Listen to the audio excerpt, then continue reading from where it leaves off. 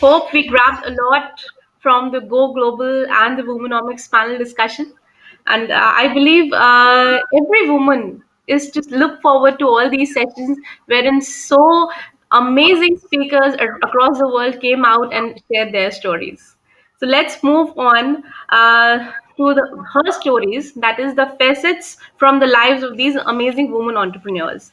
And to tell you about something other than the stories, um, I, being an entrepreneur, had got an opportunity while I conceived a baby, and I just thought that okay, let's see what is there. And I was there still an entrepreneur, and it was an opportunity from a huge bank, international bank, wherein I just said I just cleared the interview, and they were right, they were just ready to give me the job. And at the end, I honestly disclosed that okay, this is the first month and I have conceived the baby. And suddenly the turn of discussions happened, and I just I was given an explanation that you need to take care of the baby. Why would you dedicate that time to the job? So that is how women's lives are being treated, and opportunities that could have been there.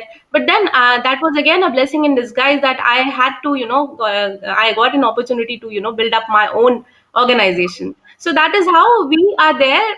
The opportunities are there, the barriers are there. It is who are supposed to make the change, bring up the change. So let us move on to our her stories segment, wherein we have beautiful stories from women across the world. And our first story is from Miss Nomthandazo Mpande, a social entrepreneur, philanthropist with a disability, and electrical engineering professional with more than 10 years of experience in senior management in South Africa's main utility. The founder and managing director of Foki Holdings Limited, who is accredited internationally through WeConnect International, and also a co-director of a number of businesses. She is accredited as a business advisor, independent, non executive board member, and a founder of a non-profit company which focuses in automotive, technology, environmental, energy, industry specific associations. The main focus of the organization is inclusion matters and economic empowerment for people with disabilities.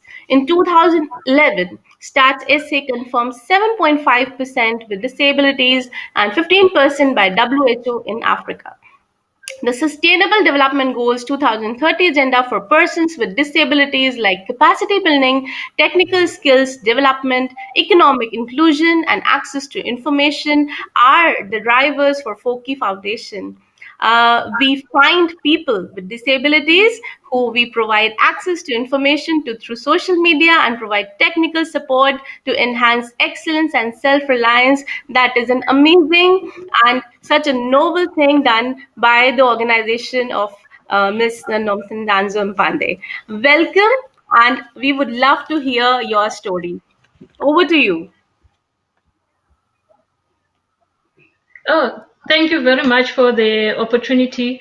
I'd like to share a screen in terms of our uh, our presentation. Yes, please go ahead. Okay, so let me just. Okay. It is the third icon on the bottom of the screen, ma'am. You have the video, the audio, and then the screen share. Yes. Okay, let's see. All right. Okay. I think it's not working out currently. But what I wanted to show you is the overall strategy that we've followed as a company. So, in terms of where I started from, I think I started at a young age in terms of understanding what is business. My grandfather had a farm, and he would wake up very early in the morning at 3 a.m. in the morning. And it became a norm for me to wake up at that time, prepare tea, prepare the things that he's gonna use for milking the cows, and also going to pick up veggies and fruit that he's gonna sell. So each and every morning, automatically we would wake up and support him. So from there, I studied electrical engineering. As a person with a disability, I know it was a difficult thing to believe from lecturers and everyone who was closer to me at the time. But I must say, I started electrical, I finished, and I went to work. Even getting work, I had to actually get the main town engineer who was gonna employ me to say, give me the opportunity, and then I will show you what I can do. To tell you, it took me hardly 6 months, and they gave me a project on my own to run, which was to electrify a town for the Y2K. I don't know if you are aware of that, where there was an issue that these towns will be switched off, the computers won't be working. So we prepared a project that would look at a backup supply, which is local. So I designed and I did the whole project. I had trainees, although I was still a trainee at that level, but still I had trainees that were allocated to me, and we did till today. That town, if it's off for any other reason, there's always backup supply since then, before the buzzword of the renewable energy and all that. And I've moved then into senior management in that space, and I got certified as a professional, which I can sign off any electrical designs or any project officially. So in terms of what we do then, after I've worked for those years, I started my own organization, which is Poki Holdings. And what we do there, our core is to assist people with disabilities. And we've got different legs that we have, which is we do the consulting part, we do the supporting, and also in terms of the foundation, Pogi Foundation, we support people with disabilities in terms of the assistive devices that they require. We support them with going to school, with bursaries.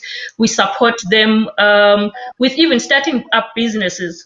That's what we basically do. And then from the holdings and also the consulting, we make also the electrical engineering space support system.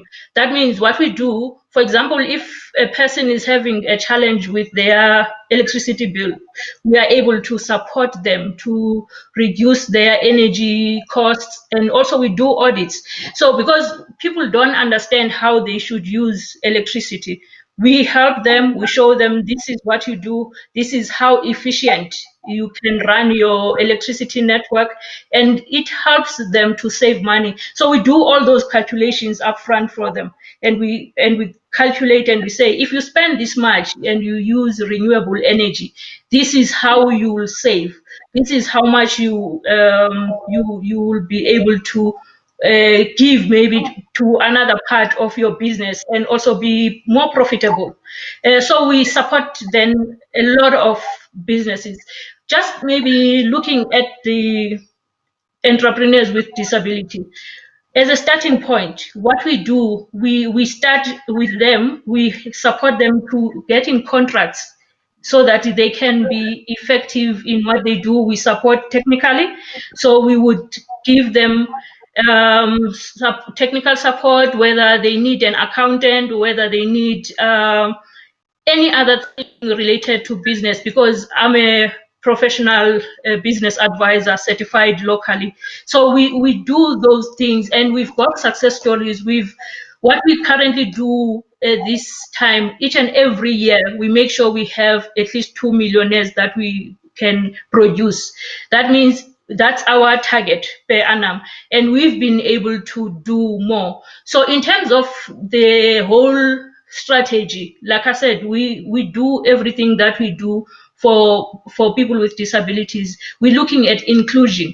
We're looking at making sure that each and every person is able to survive. I must say, in terms of COVID, it has accelerated our goals, in the sense that now our government is able to accept proposals using online, because our challenge, we were having people who would be in rural areas not able to access services, so we were supporting them by doing some of the things, but they will still be required maybe to sign some documents, and from a dollar point of view, they would spend like $100 just for transport, because now they must hire a vehicle, and we would then bring the technical part where we support them to do these things online. Currently, this has changed a bit, because now a person with a disability staying in a rural area where he's got a connectivity can be able to do some of the activities which our tax institutions now are able to do, the services online, even with bidding. They can bid online. We're offering services where we support them to put those bids. And we've seen some success stories where some have contracts now, long-term contracts, whether it's 3 years, whether it's 5 years, and it's coming and growing. And I think where we at is now looking at innovation, where we're looking at solutions that will also give people more. For example, one of the ideas that we're working on is to give people without electricity an opportunity to have access to electricity. So what we call that project is energy harvesting.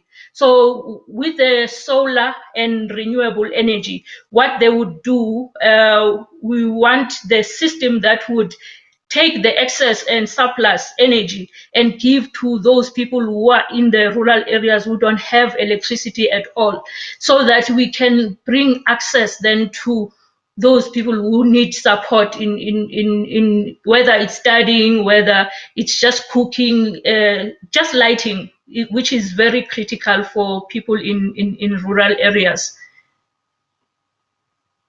Thank you very much. I think from our side, that's basically at that level, and also from what we achieving now, we are busy partnering with our government, which means we're gonna have a higher reach in terms of supporting these entrepreneurs, in terms of making things possible for each and everyone, especially in the disability sector. But we don't turn away entrepreneurs who are not having disability. We are about supporting people who are in the rural areas who are not having money to do some of these things. And we sort of, because online, when you're doing it online, it's much more cheaper than when you have to go and spend hours and come back. There's food, there's transport, and the stress of queuing. So we cut all those and we're making life simpler. So we're looking at all the sectors, which is smart government. We're looking at smart transport, smart security. If I talk about smart government, from our side, we've put in a proposal to our government to keep the database of people with disabilities, so that they don't have to prove each and every day that they are. So it should be embedded on the system. So as soon as that is approved, it's going to make that easy for our people as well, because for now, each and every person who has to prove that he's got a disability, he needs to go to the doctor, and that certificate is valid for 3 months. And it's costly, because some of the doctors, you have to pay them, like as you are consulting, and then you pay for that. But with the proposal that we have, it will mean that once you have your national ID and it's got that embedded information that you have a permanent disability, then it's something that can be global, for that matter. That's what we're looking at. We want to have that impact that can be seen globally, and including from an energy point of view. Like I said, in Africa, we have about we've got about 15% people with disabilities in Africa. And if you look at the poverty levels in Africa, it's very high. So we're looking at elevating that, especially looking at the SDG 2030, where we want accessibility to be improved for people. That means from an energy point of view, from an information point of view. That's why everything that we do, we're looking at smart solutions. We look at engineering. That means creating new things, and like I said, we are about inclusion matters. That's all we do from our side, and you can follow us at Pogi Consulting or Pogi Holdings on Facebook. We've got a Facebook page, and that will be we will appreciate that, and you can see what we able to do, and we can support people through our work. Thank you. What a beautiful story you have, and how beautifully you have portrayed in. And it takes it feels like giving you a bow from our side, that you have done such a noble thing in your life and you are going ahead with that kind of an initiative. It makes me really curious to understand, what does Poki means. What is the meaning of this word of your foundation? Okay. It's a name that I was given by my grandparents. I grew up with my grandparents and they gave me that name. But Nomtandazo means prayer. And then they give me the nickname Poki. So I've been using that because they are the inspiration behind whatever I do. Lovely, lovely, lovely. It's great to have you here, and I'm sure people listening you out there should understand that people are provided and blessed with so many things, and they just crib about, we don't have this, we don't have that, and people who are not having things, they make the most of it and set an example. Hats off to you, Mr. Pandey. Thank you for being with us. Thank you. So now we move to our next, her story of Miss Gayatri Shoda. Gayatri is the founder and CEO of Arca Research, a health tech company providing non-invasive pre-diagnosis solutions for chronic diseases. Prior to Arca Research, she had successfully built a marketing, analytics, and ITES solutions company, Digitant. Throughout her professional career, she was associated with Inc., Wonderman, WPP Group, CSC, JP Morgan. She is an MBA graduate from Stewart School of Business, Chicago, USA, with an engineering degree in electrical and electronics from JNTU. She has authored books titled Curious Digital Marketer 2.0 and Digital Marketing Pandect. She is also an author of 5 patents. We warmly welcome you, Gayatri ji, and please share your story. We are too inquisitive to know. Over to you. Thank you very much. No, it's a very warm welcome, and so happy to connect with all these people and like hearing all these amazing stories. So glad actually. You did cover like my background in terms of like what I've been doing with my professional career, but I thought of like narrating my story in 3 different stories, if that's okay. I'm actually an elder child for like an academicians. Basically, both my father and mother are teachers. And I've been like, they've always been saying like, you need to study hard, you need to like, have a job and all. But I have always been like this, like extracurriculum sort of activities, but then I've always been scoring good. And I wanted to be an IAS officer in my childhood. I ended up like every other Indian in 1990s and like 2000s, I ended up being an engineer. And I wanted electronics and communications or computer science. Ended up taking electrical and electronics engineering. I hated that branch. I was like, I don't even know why am I doing this, but then it's just engineering at the end of the day. So that went on like obviously for 4 years, but then I never really paid much attention for the course studies or anything like that. But something gets into your brain, I guess. I narrated this story because it's very, very important for me to do like what I'm doing right now. So after engineering, we had this campus interview, and then I ended up joining one of the top computer sciences corporation. And then I decided that like, I want to go to US, study my MBA. And this was in 2008. And recession happened, and I was at the time I was working with JP Morgan, and because of visa issues and all, I actually got a reposting done in Singapore. So I stayed in Singapore for a couple of more years. And while I was there, I ended up writing this digital marketing sort of related book. Again, this is just like a serendipity that has happened in terms of like why I wrote that book and all. Even it's just an opportunity that fell in. And my father was like, I think I was 28 to 29, and my father started getting worried, like why this girl is like all over the place, not getting married. So he kind of forced me to come back to India. And I was like, I came and I was like, what do I do now? I don't wanted to join some organization and all. And one of now ex-chief minister, but at the time he was like, he's known for his capabilities, and he ended up reading my book that I wrote for digital marketing. And then he immediately contacted me in that dress and said, can you help me with my elections for 2014? And I ended up helping him in terms of taking care of their entire digital strategy and all. And lucky for me, they won. So they actually asked me to join government and actually lead the digital initiatives. And that's how my IAS dream actually fulfilled. And I was super happy about that. But then there's something missing. I was like, I learned all of this in the US or Singapore. But while I was working in India, there is like a lot of things that I thought like there is a gap in terms of the knowledge. And I started taking a couple of more consulting assignments and all under the name of Digitent. So that went on for 5 years, and I took a successful exit from the company. We were at one point we had about like I think 45 members as a team, and we actually have like some marquee clients as marquee names as like some of our clients while we were working on building this company. So for me, entrepreneurship also sort of like it came and knocked on my door, but then I really enjoyed, and that's when I know that like this is it. This is the choice like that came, and I'm going to stick to this, and like whatever it is, I'm going to do it here.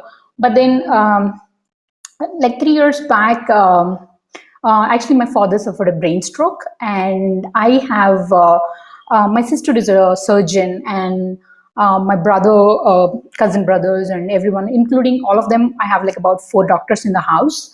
And my father was a long-term diabetic patient, but none of them actually could able to identify that he's actually having some of these symptoms, which are only can be identified by an MRI in this current cases. But he actually passed away after 10 days of struggle, and we were in the like a waiting room every day hoping for a better news. But that did not happen. While we like 4 doctors and me and like waiting for the good news, that's when we kind of like went through this sort of like realization or something like that, why there was no solution or a technology that can actually identify people who are at risk of developing these conditions, especially when they are already identified as risk segments like type 2 diabetes or like hypertension and all. But then the only alternative you have is like MRI, and MRI is like obviously radiation, and then there is no way, people, even doctors don't suggest you to go for an MRI unless there is like very clear case of needing it. And so that's when after my father passed away and the grieving period was over, I really wanted to do something in health tech and then identify any chronic condition. If there is a way that we can identify in a much earlier, maybe we are giving an opportunity for people or for other families to actually save their loved ones, I guess. So I actually went through all the literature. I think we maybe about more than 1,200 research papers and all. And there were a couple of technologies that we landed on, like that there is a scope. And finally, I ended up taking thermography as one of the solutions that like we can actually implement. I did some research for more than 1.5 years on thermography. What is it? How it can be implemented for these chronic conditions and all. And then we ended up filing 5 patents for it. And now the solution actually uses artificial intelligence, machine learning, computer vision, and all the other technologies that you can think of, I guess, in the modern era. But one thing that actually uses is signal processing, which I ended up learning in my electrical engineering. So that's when I kind of realized, like, maybe you can only connect the dots when you're looking back, like Steve Jobs said. So this is where we are right now. We are still in the early stages of the company, to be honest. But then our research is actually like very highly accurate, and we are hoping a future, or like the way we are imagining our technology is that if you are waiting in a doctor's room or even in a metro or waiting for a train, you can just like stand and we just take like a 1 minute video, which is also like very privacy enabled, because like it's not a visual video, but it's actually a thermal video. And then within 2 minutes, you get your report, and it actually clearly indicates what's your risk of developing these conditions on a scale of 10. It's like low, medium, or high. And then if it is high, we encourage people to go for blood test and immediately consult the doctor. So we are basically avoiding that resistance of going to a doctor. And then because this is non-invasive and this is just a video, whatever the fear of needles and then fear of going to the doctor and everything, we're just basically avoiding that, and then hoping that people can use this to get better health, because preventive healthcare is not just about life or death. It is about the impact that you can actually create or avoid creating in terms of the socio-economic, financial burden for a family. If somebody is diabetic, it's just like a lifelong disease, and you have to keep buying medicines, and then it is a bigger impact for a middle class or like a lower middle class families, and that's what the segment which is actually having the highest growth rate. So this is like the three stories that like I have, but one thing why I was so interested to be part of this summit when Santosh and all has asked me is I don't come from a healthcare background. I'm not a doctor. I'm not a researcher. I am neither somebody who has a godfather who can help me get there. It's just so happened that everything was driven by this one need that I wanted to do. Like no other family should be going through what I went through, and we ended up being there. And when I speak to this all the healthcare facilities or even the doctors, they look at me and they call me, "How come you, you're such a misfit for something like this?" And I keep saying, yes, I am a misfit, but I am misfit. So there you go. So that's my story. Yeah. Amazing, truly inspirational. In fact, we cannot even count those entrepreneurs who have come out of their misery. You just actually suffered. You empathize with people who would have been going through your situation, and you just thought that, okay, if I'm going through this, no other family should go ahead with that. So amazing and beautiful thought from you. And it's lovely to see you in USA wearing that Indian attire and the bindi. So many congratulations for living and making India proud all across the globe. Thank you so much, Thank you so for much. sharing Thank your you for story. the opportunity. Loved it, truly. Thank So you. moving ahead to our last story of from the Her Story segment, we warmly welcome Ms. Faith Titus. Faith Titus is the founder CEO of eWealth Atlantic and co-founder Blockchain Nigeria User Group. She is a chartered surveyor with a master degree in international oil and gas management from the University of Dundee, United Kingdom. Her passion to building capacity, especially for the unbanked and the emerging technologies, gave rise to her being a certified blockchain and cryptocurrency expert or educationist, and have trained over 700 blockchain technology and cryptocurrency enthusiasts through her education center via a periodic hosting of knowledge and product-based conferences at state level, that is the Future of Money and Digital Assets Conference, Port Harcourt 2019. Plus other national blockchain conferences and in-house capacity building trainings with teams of government agencies, meetups, and seminars across major cities within and outside Africa since 2016 to date. Above all, Faith is a highly motivated blockchain tech experienced personality and have once engaged 32 local media houses, print, radio and TV, TVC, AIT, NTA, channels at one sitting on National Press Conference on Blockchain Technology Adoption in Nigeria Energy Sector in 2018. She is a speaker and the director for events at Government Blockchain Association GBA Africa. A very warm welcome to Ms. Faith Titus. Over to you. We are so excited to hear your story. Wow, thank you very much. Thank you very much for that wonderful introduction. And good afternoon, good morning, good evening to everyone, wherever you're watching from. Sorry, where I am is actually very dark.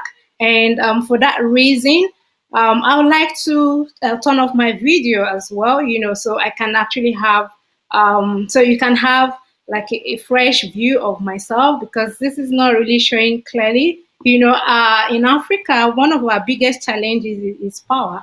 Yeah, so while I was here listening to other speakers, the power authority had to seize power, and I wasn't able to fix the electricity or power to come up.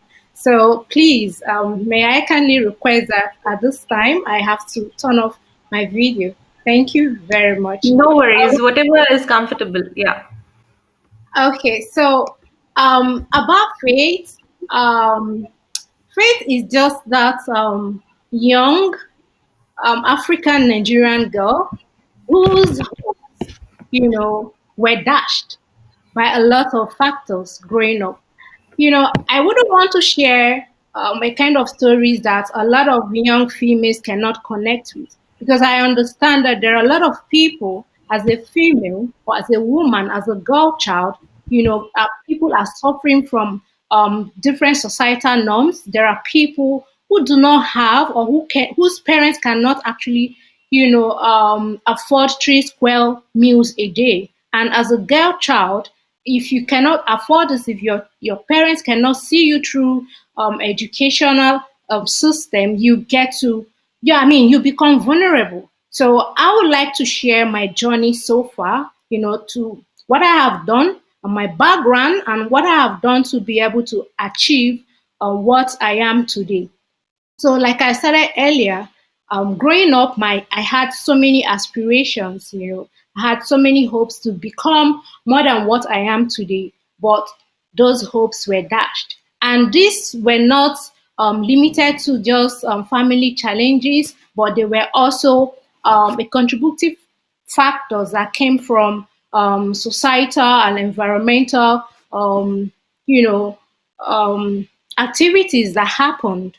So being raised up in a very poor dominated environment, by my parents who never had an adequate access to education, But however, my achievements today were characterized by my diversity of thoughts, the thoughts that I have to become a better person, and the thought that I have not to remain poor, the thought that I have that being a girl child cannot limit me from being successful, the thought that I have that my environment cannot limit me from being a notable woman in the society. So, and looking around in my family, and I can say up to date, although I am not very proud about it, you can't find two graduates in my family.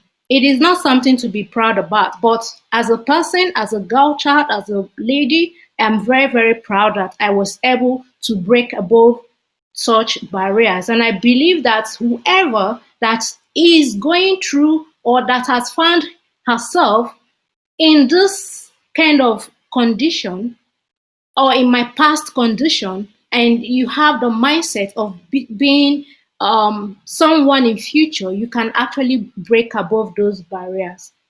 So this actually gave rise to, what I became, what I am today, gave rise from, the background and approach for the pursuit of success, which was tied together by my commitment to care for my future and cure those negative moments I had suffered, and other life-threatening diseases such as poverty. So that actually brought about my, me having faith in diversity. right? And of successes, having that motivation that brought about new innovation, in myself to be educated. And when I looked around my family, I hadn't people around me that were well educated, and I had to say to myself, I must have to be educated. And do you know how I managed to get to the university? Even when I wasn't able to complete my elementary studies, you know, I actually I had hopes of, studying a full science courses, because my intention was to become a medical doctor. I wanted to be a medical doctor. But because of the circumstances around my growing up, as at then, I only had, I was supposed to do like about 8 different courses, from mathematics, physics, chemistry, and all of that. But then I ended up studying just English, mathematics, physics, chemistry, and literature. I mean, what a wonderful combination of courses. Those were just the 5 courses I had in my secondary level. Then, after I had graduated, I never graduated, rather. I did not graduate from my, I would say college. I stopped my college halfway, and I had to go sit in for a senior secondary examination. And by the special grace of God, I actually passed, because I was studying. Because of the condition I found myself, I never gave up. I said to myself, I must be educated. I must go to school. And with that confidence, I head on. I had to, when towards December, when people, you have uncles and aunties that come visiting you, they'll give you money. And the money that I actually got from one of my uncles was part of the money I saved up, to buy myself the senior school examination form, which I registered. And once I registered, I went for that examination. I passed. So then it was for me to proceed into the university. And then I was like, how am I going to see myself through university? I am not going to compromise myself as a girl child. I must not end up in poverty. I have to be educated. I kept on singing. That was my story. Yeah, I mean, that was my song every day. I kept on singing that to myself. And lo and behold, I went into the university. And at the point, I was faced with another challenge again, where I was supposed to enroll for a medical for medicine. I had deficiency in chemistry. I was asked to go back, and I said no. I would not continue. I will not go back. I have to continue, and I have to choose a course which is surveying, and that was what led to me becoming a surveyor, and a chartered surveyor indeed, and in an environment that is male dominated. In my class then, we were 21 students in my class, and just 2 females. And that didn't actually scare me, because while I was entering, they were, oh, this is a masculine course, you cannot pull through. We had XYZ of male that came into those course of study, and they never became successful. And I said, no, I must be successful, and I must graduate at the point when I'm supposed to graduate. And lo and behold, I kept on that faith, and I went through all the years of studies from year 1 to 5 years. I graduated among my peers.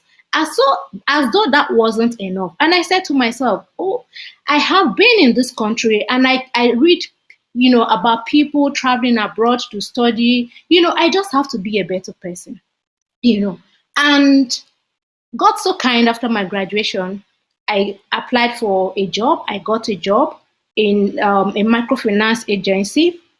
I worked there for about 6 years. And I said to myself, no, I cannot remain here.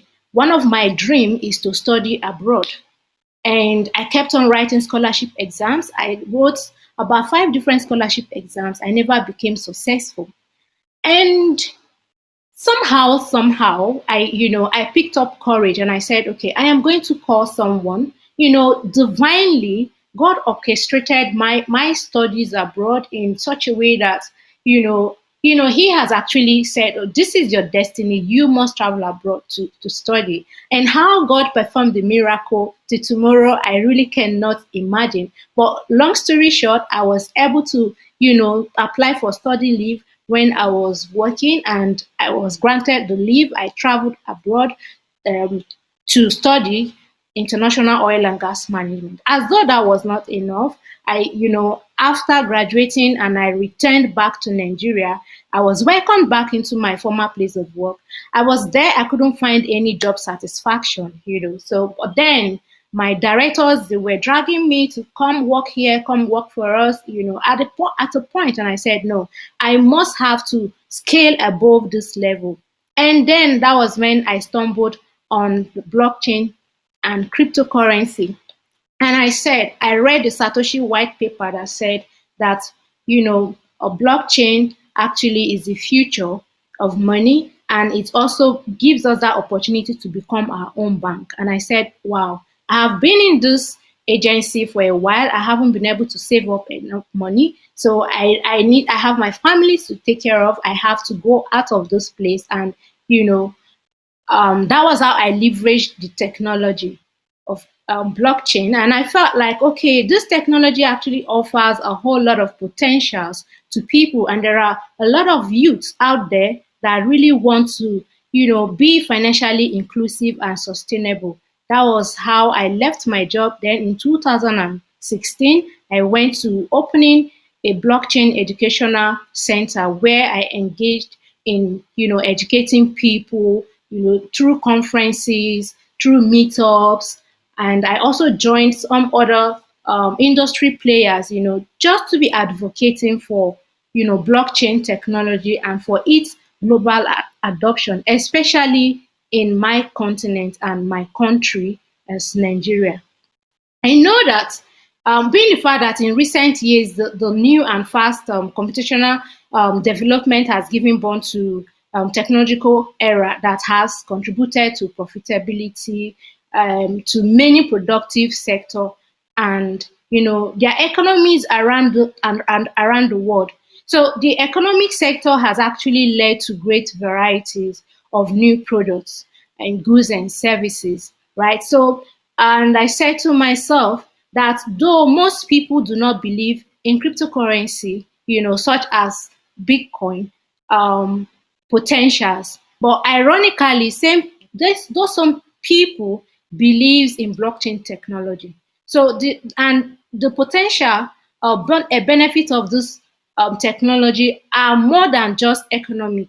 They extend to political, humanitarian, social, and scientific domains, right? So, and I said again, since this technology has a lot of potentials, it would be nice to, have a platform that will actually bring about people working in that ecosystem and become financially inclusive. So that led to me, working on a project that is called Sonergy.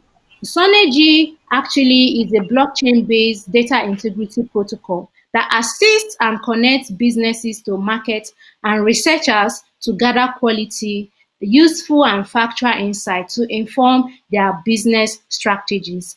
Because I believe that the conventional way of making research these days and or gathering data are really unreliable. Let's say, for example, you're there at Indian and you want to come into Africa and you have a business you want to site in Africa. Coming down to Africa, it's going to be highly capital intensive for you to come down here to gather data. So how can you, be able to, prevent you spending so much money to gather data? So that was how I thought about building a solution, which is Sonergy and its blockchain, where there are going to be a distributed network of people from different backgrounds, providing data, for researchers. And at the end of the day, these data will be validated via the help of a smart contract and validators in the ecosystem. And at the end of the day, the data generator will have to earn from providing data. And that is another way of providing job opportunity for the unbanked. Because over here in Africa, and Nigeria in particular, there are a lot of people who do not have jobs, and as a result, they are excluded from the global economic you know I mean from the global economy. They lack access to finance, they lack access to food, they are poor.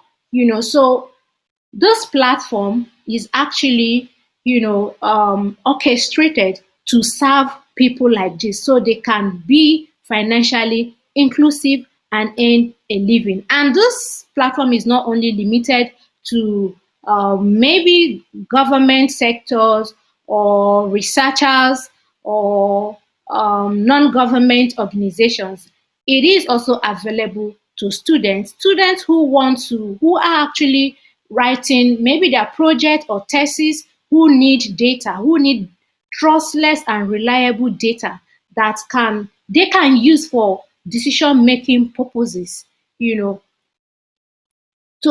come here and gather those data and use it for what they want to use it for and become successful in life. So at this point, this is the project I am actually working on, and I believe that it is going to strive. And my being a female doesn't really have to limit me from solving problems that people are actually going through right now. So I want to say that as a woman, as a lady, as a girl child, whatever you set your mind to do, you should always hold on to it and be focused and work towards it. And do not feel self-pity that because you are a girl child, you can't be successful. You have every power and every right as an individual, as a human being, to be successful. Do not allow your negative background to limit you from becoming a notable person in the society. So this has been my my journey so far. Superb, superb. Big So round of applause to Miss Titus, and I'm sure that everybody must have understood the value of education in one's life. How education has played an important part and has been pivotal in formation of Miss Titus. And I believe your name has the meaning of your name completely mirror images what your exact personality is, faith. That's what you have always kept in and has always kept you moving. Hats off to you and to entrepreneurs like you. Thank you so much for sharing your journey today. We got so excited and so inspired to whatever you said. Thank you so much. So now, thank you very much. yes. So now we come to the end of the segment of her stories for today, and I would like to hand over to Miss Priya Menon and Miss Annie Thomas to do the conclusion for the entire event today. Over to you, Miss Annie Thomas. Please go ahead. Yeah. Thank you, Nikita. Continuing from day one, it was another power-packed sessions giving us insights not just as women entrepreneurs or women leaders, but just as women with no strings attached. To enhance this, I would like to borrow the words of our royal chief guest, Honorable Dr. Amina Ali. Oppression is real and it is here. So we need to have a human-centric approach. More than dealing with data, it is important to understand the women that are tortured, that are emotionally oppressed. People who are dealing with it are the ones that can find a solution to them. It is important to dig deep into a person to know what their sufferings are to give them solutions. It is important to understand, or rather ponder on the fact, if it wasn't right for us, why do we allow it for others? So it is important to empathize, define the problem, ideate about it, and to listen to the voices of women. Our second chief guest, Ms. Ingrid Orozco, described it as important for women entrepreneurs to come out of their comfort zones. And it is when we come out of our comfort zones that our dreams come true. Women belong in all places where decisions are made. Ms. Ingrid further emphasized the fact that to become a billionaire, it is important to find a problem and solve it, find a need and fill it. It's important to build relationships because relationships are everything, and great leaders are masters in relationship building. And it is important to never stop learning, important to look for mentors, and it is in giving and receiving that we attain prosperity. Opportunity is now here. From our inspiring stories from the segment Her Stories, Ms. Vaishali Neothia emphasized about being human in this path, where each moment we are constantly learning and there is so much more to learn and understand. We need to expect the best and prepare for the worst because consequences and results are out of our control. It is not just dealing with a decision, but dealing also with the consequences of these decisions. We cannot be inclusive without including the men. It is important to sensitize them. Going to our first panel discussion, Go Global, I would like to thank Ms. Seema Chaturvedi, Ms. Shafali Sonpara, Ms. Upasana Sharma, Ms. Yardeen Kagan, and Dr. Irina Berman for giving us valuable insights on the points that we need to take into consideration when we are taking our businesses to the international arena. I would also like to thank Dr. Mishma for moderating this session beautifully and professionally. The key points of this: it is important to get our patents and secure our intellectual property before we venture into a foreign market because your IP is something for which you have worked and invested for a long time. It is your idea and it needs to be secured. Best practice is to apply for a US or a Canadian patent since they have trade relations with almost all the countries. Even if you have registered for a patent in your country, we still have to make use of the 12-month free period to apply for a US or Canada patent. Product readiness, organizational readiness, and understanding the culture and language are very important. The firm need to professionally analyze the market or country that they would like to expand. The best practice for this is to associate with an MNC operating in your country so that you can understand the work culture, behavior patterns of a particular economy that you would like to get into. Communication plays an important role while we are going global. It is important to understand the nuances of communication before we go global. What is relevant for a particular culture would be completely different for another region. Shipping costs, duties, taxes, regulations, and export-import laws play an important role when we are going global. So it is important to seek professional help and make sure that the company can address all this before we venture into any foreign market. Hire a lawyer to look into it. It is not just your goods that can go global, but services like trainings can also go global. Find a professional organization that understands the business, even in the grassroots level, to partner with when you are venturing internationally. This will always avoid many glitches regarding the laws or even will help you understand the culture and political impact of a particular region. These partners can be your mentors throughout your journey in that country or market. When it comes to funding, you can look into traditional funding sources like your own funds, creating a working capital, debt funds, etc., or look into angel investors. The Indian government to support exports has funds and grants for SMEs which we can avail. Bank loans, venture capital are also sources of funding. It is important to have sufficient insurance cover for your business. Be very thorough regarding your product. Be open-minded and be open to innovation, even if involve changing your product, which could be a washing machine to a machine to wash vegetables to cater to the requirement of a particular area. We are sure that the audience has greatly enjoyed this session and will be able to relate to all the points discussed while you decide to take your company into the international arena. This is just a tiny spark that the summit has ignited, and through all the other sessions that we will be coming up in the future, we can always discuss and evolve. I would like to thank CIMSME, especially our founder and Chief Visionary Officer, Mr. Santosh Ganesh, and our WE National Secretary, Ms. Aparna G. Kumar, for trusting me and giving me this opportunity. And finally, before I conclude this conclusion, I would like to call myself an entrepreneur because I stand along with my my husband as a partner, as an equal partner in our business. We stand shoulder to shoulder in deciding everything regarding the company. It was his decision to say that it is your job, your career, this is a decision that you need to make. That allowed me to stand with him and take decisions in the most appropriate manner. Because he's an empowered person, I am empowered. So, to take empowerment to the grassroots, we must teach our sons, our brothers, the nuances of actually being an empowered person. Thank you and God bless you. That was a lovely conclusion, Annie, and we are so moved down to our hearts that, okay, this is a woman entrepreneur speaking out there. Annie has been coordinating the entire event, and along with her, Miss Priya Menon is also there, who has been there throughout us for the event. And I would like to invite her now to give her concluding remarks. Priya ji, over to you. Thank you, Nikita. Distinguished guests and other dignitaries present here.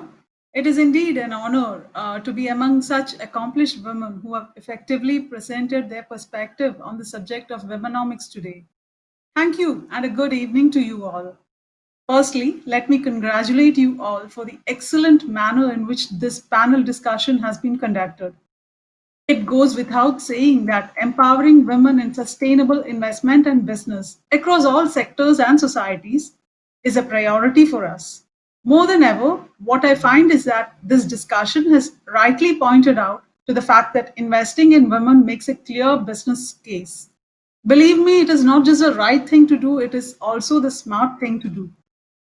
Today's discussion has thrown light upon how the economic and holistic empowerment of women can concretely help them enter the mainstream and increase sustainable development by focusing on inclusive growth. As Ms. Hannah Rainell mentioned, gender equality leads to a greater productive output in the workforce.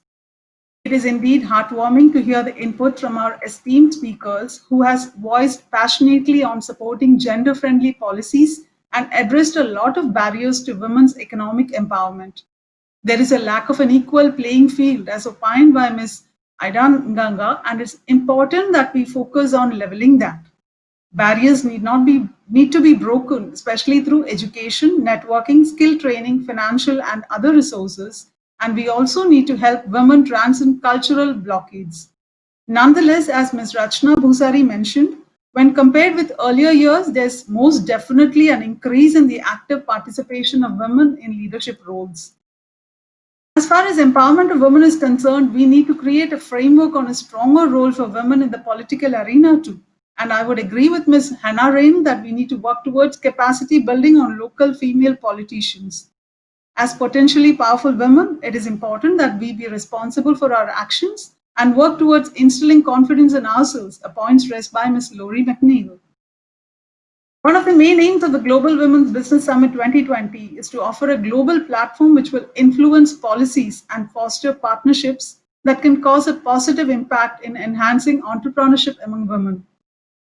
The esteemed panelists who are present here today has definitely contributed a significant share in this regard, encouraging and motivating us with not just their individual perceptions, but also personal stories of success in their respective field, as we heard some time before. Their closing remarks are indeed powerful, and we women need to be fearless and build up our confidence. But more than ever, as Ms. Andrea mentioned, we need to let go of our guilt that has been with us since centuries. Thank you once again for your participation. I certainly look forward to a joint effort in increasing our investment in women. Thank you. That was a beautiful insight by Ms. Priya Menon to the entire event. And I would like to extend my word of thanks to all the coordinators, to all the back-end people who have made this event a great success. So, wow, what a great show. Dr. Mishma, Aparna Kumar, and all the speakers and dignitaries who made this day a beautiful day. Thank you so much for all the patience to be here for 4 long hours. And we wish to recreate history. And as I always say, that the entire world of women entrepreneurs is emerging, evolving, and changing. You have to be the change to bring the change. I thank you all for being a part of it. Tomorrow again, we are again coming up with a big power-packed session like this only. And please be a part of it and enjoy it. Love being a woman. Enjoy your womanhood. Thank you so much and have a good night.